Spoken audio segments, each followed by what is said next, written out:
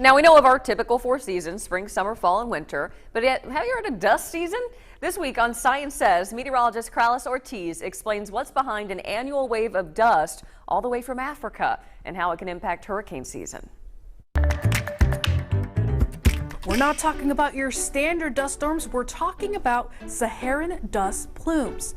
Every year from late spring and through the summer, plumes of dust from the Saharan desert, 5,000 miles away, travel across the Atlantic, spanning into the Caribbean and as far as the Gulf of Mexico.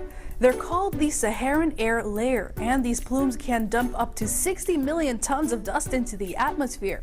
There are some positive and negative impacts that do come with these. The dust is filled with nutrient-rich minerals and have played a role in fertilizing the Amazon rainforest for thousands of years. The dust does travel far enough inland in the United States and may carry unhealthy air quality. If you do notice skies looking a little bit hazy brown color or a pale blue, you may be dealing with some Saharan dust in your forecast. These dust plumes can also impact our hurricane season as well. Tropical systems need warmth from the oceans and enough moisture high in the atmosphere to develop. These dust layers are also very hot and super dry, which will hinder tropical development if it's dense enough.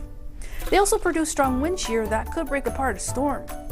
Last June, a massive dust layer dubbed a Godzilla dust plume blanketed the Caribbean. It was considered the largest dust storm in 2 decades, according to NASA scientists. In a recent study, they are predicting that these annual dust plumes will increase over the next century as a result of climate change and ocean warming. With thv-11, I'm Kralis Ortiz. And Kralis is here to answer your weather-related misconceptions, folklore, or questions. So if you want her to explain, send her an email, cortiz@thv11.com, or you can reach out to her on social media.